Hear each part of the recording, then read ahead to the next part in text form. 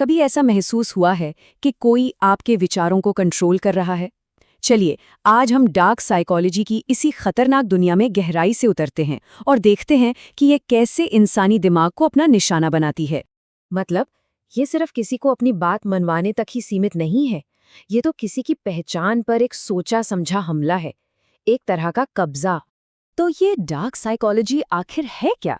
देखिए, सीधे शब्दों में कहें तो ये किसी के दिमाग के उस हिस्से में घुसपैठ करने की कला है जिस पर उसका सचेत कंट्रोल नहीं होता, यानी अचेतन मन। सोचिए, ये किसी के ऑपरेटिंग सिस्टम को हैक करने जैसा है।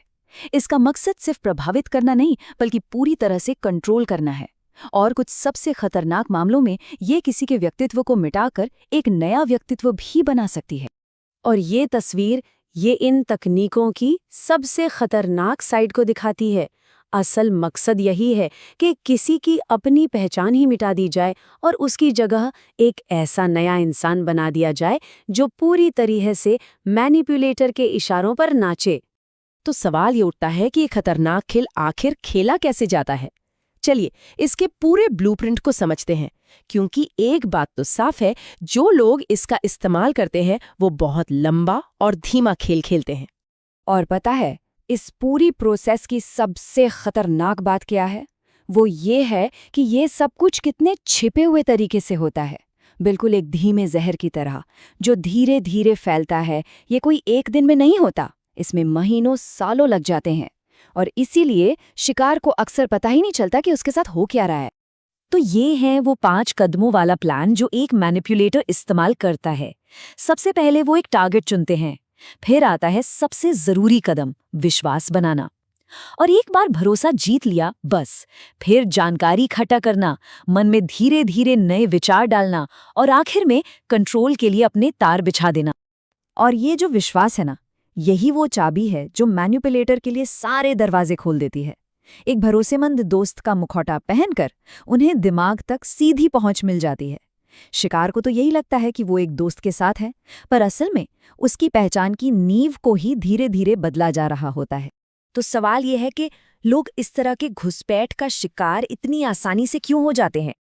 देखिए, ये तरकीबें इसलिए काम करती हैं क्योंकि ये हमारे सचेत दिमाग को, हमारी लॉजिकल सोच को पूरी तरह से बाईपास कर जाती हैं। ये सीधा हमारे अचेतन मन यानी अनकॉन्शियस माइंड पर हमला करती हैं। दिमाग का वो हिस्सा जो सवाल नहीं पूछता, बस जानकारी को सोखता जाता है। और नतीजा, शिकार को कभी मैनिपुलेटर पर शक ही नहीं होता। क्यों? क्योंकि वो इंसान तो एक भरोसेमंद दोस्त बन चुका है। बदलाव इतना धीमा होता है, इतना बारीक होता है कि शिकार को लगता है ये सब नेचुरली हो रहा है।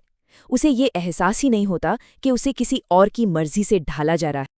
चलिए, अब इस पूरी चाल को असल जिंदगी में काम करते हुए देखते हैं। इसके लिए हमारे पास 3 उदाहरण हैं। पहला मामला है रोमांटिक मैनिपुलेशन का। यहाँ मकसद है अपने पार्टनर की पर्सनैलिटी को बदलना ताकि वो ज्यादा दब्बू और काबू में आने वाला बन जाए। यहाँ मैनिपुलेटर एक बहुत ही चालाक चाल चलता है। पहले तो वो महंगे तोहफे देकर और बहुत ध्यान रखकर भरोसा जीतता है। फिर वो बातचीत में किसी की कमजोरियों को ढूंढता है ताकि बाद में उन्हें हथियार की तरह इस्तेमाल कर सके। और फिर धीरे धीरे असुरक्षा के बीज बोए जाते हैं। ये एक तरह का खेल है, तारीफ और नापसंदी का। शांत व्यवहार के लिए तारीफ मिलती है और जोर से बोलने पर एक खामोश गुस्सा। और धीरे धीरे यही चीज शिकार के मन में असुरक्षा भर देती है। समय के साथ वो अनजाने में ही वैसा ही बर्ताव करने लगता है जैसा मैनिपुलेटर चाहता है, बिना ये समझे कि वो एक कठपुतली बन चुका है। अगला मामला देखते हैं। ये है एक शिकारी सेल्सपर्सन का जो ज्यादा कमीशन के लिए किसी भी हद तक जा सकता है। यहाँ देखिए, शुरू से ही मामला गड़बड़ है।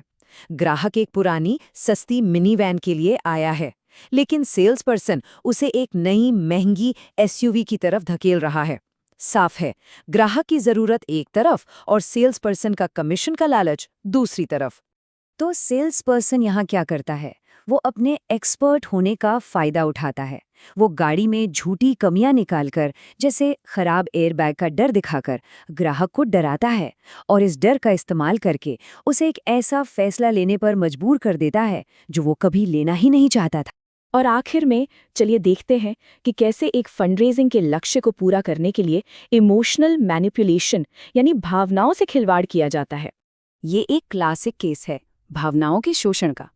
यहाँ दुख भरी कहानियां सुनाकर और लोगों की स्थिति को बढ़ा चढ़ाकर बताकर सहानुभूति पैदा की जाती है और फिर उसी सहानुभूति को एक हथियार की तरह इस्तेमाल किया जाता है ताकि लोग अपराध बोध यानी गिल्ट में आकर डोनेट करें। ये सिर्फ फंड रेजिंग में नहीं होता, ऐसी तरकीबें कई और जगहों पर भी इस्तेमाल होती हैं। तो इन सब खतरनाक तरकीबों को देखने के बाद जाहिर है मन में सवाल उठता है कि इनसे बचा कैसे जाए, खुद को कैसे सुरक्षित रखा जाए। और इसका जवाब शायद उतना मुश्किल नहीं है। देखिए, मैनिपुलेशन सबसे अच्छा तब काम करता है जब शिकार को पता ही ना हो कि उसके साथ हो क्या रहा है। इसलिए इन तरीकों के खिलाफ बचाव का सबसे पहला और सबसे शक्तिशाली हथियार है जागरूकता। जब कोई इन चालों को पहचानना सीख जाता है तो वो अपनी ताकत खो देती हैं। याद रखिए, ये खेल अंधेरे में ही सबसे अच्छा खेला जाता है। तो इन बाहरी चालों को समझना हमें एक बहुत ही गहरे अंदरूनी सवाल पर लाकर खड़ा कर देता है कि हम अपने मन को, अपनी कमजोरियों को कितनी अच्छी तरह जानते हैं। बात सिर्फ ये जानने की नहीं है कि दूसरे क्या कर रहे हैं,